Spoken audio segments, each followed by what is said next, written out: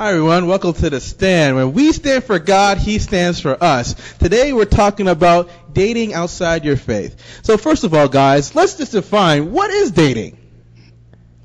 To me, dating is getting to know someone. It starts off as a friendship, and then as it progresses, you get to know whether your personalities or values mesh well together. So how do you know when you're officially dating that one person? There comes a time when you and your partner need to sit down and define exactly where this is going. You know, you doesn't have to say, okay, now that we're where we're at, we're now boyfriend and girlfriend. It doesn't have to be those words, but it needs to be, you know what, this is where I'm going. Is this where we need to keep? I think we need to be clear. Okay, that's with that conversation, we need to be black and white. The man has to say, I would like Oh my God, the man. Hey, okay, God said you guys are the leaders of the household. It starts with dating. As a man, you need to ask the question. I think you're a little too far. I think you're talking about marriage, but here's my own experience. There was someone I formerly dated, and I don't necessarily think it happens like that in most cases, because I specifically remember when I met this girl, she was in a park and we started talking, and she had some family issues and different things like that.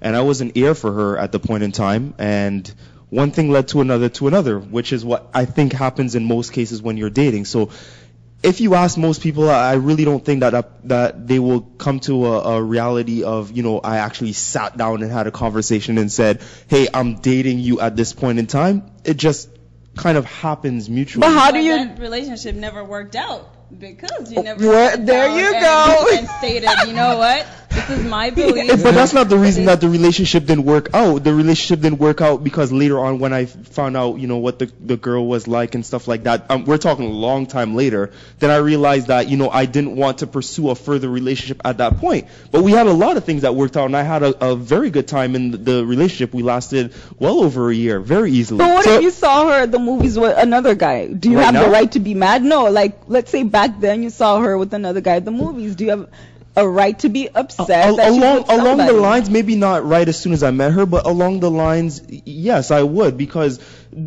I agree to some extent that, you know, you can have that conversation, and it's probably a good thing to have that conversation.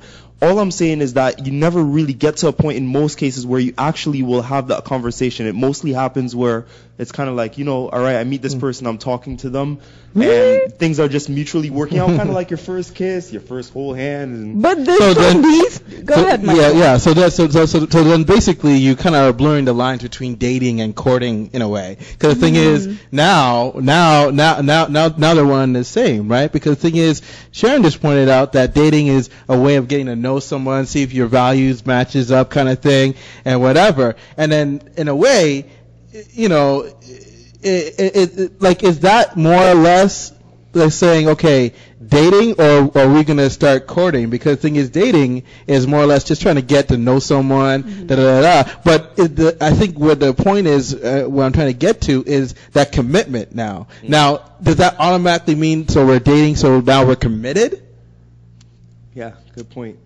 Well, I guess it starts out as dating, and then once you have that conversation where you're like, you know what, we're either gonna continue this or we're not, then you start courting.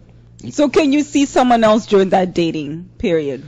Yeah, I don't know. It's an open field. I mean, you get in a relationship with someone, and I really don't think that you're sitting there thinking about, can I see someone else? Is this going to work or whatever? If you're asking yourselves those questions, then the conversation that you guys were saying, where you're willing to sit down and speak to the person, then you should be.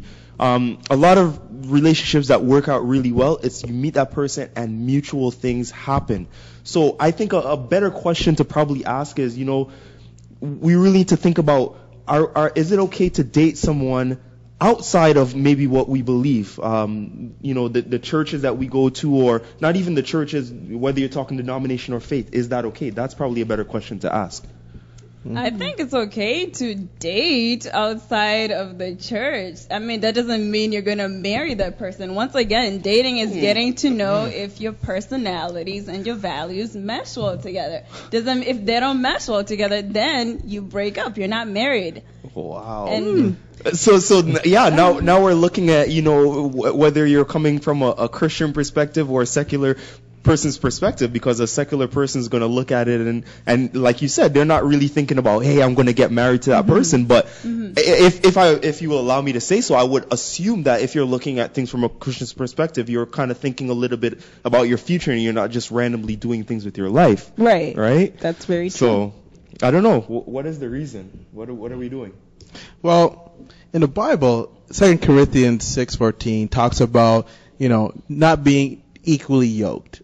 Right? Being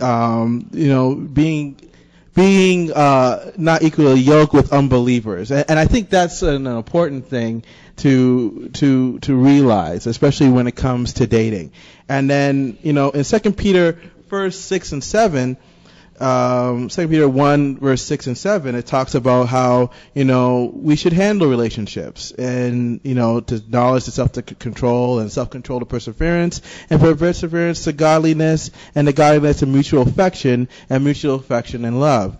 And the thing is, nothing can happen, unless we realize that the person that we're trying to be with or whatever has a love for God. And, like when it comes to dating, I think when it comes to when we're dating, whether you're dating outside your faith or within your faith, understanding that, when you meet someone, it's easier to meet up with someone, get to know someone that has the same value system as you, right? Mm-hmm. And the thing is, there's a less chance of compromise, because the thing is, when you are with someone outside of your faith, there is that chance that you would compromise some of your beliefs just so you guys can stick together, just so that, just because you like this person, just so the relationship can last.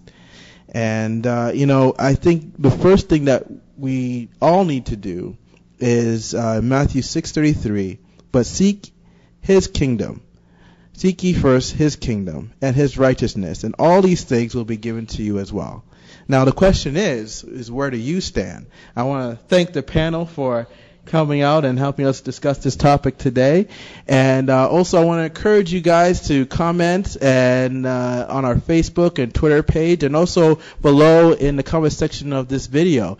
And so we'll see you later, and God bless.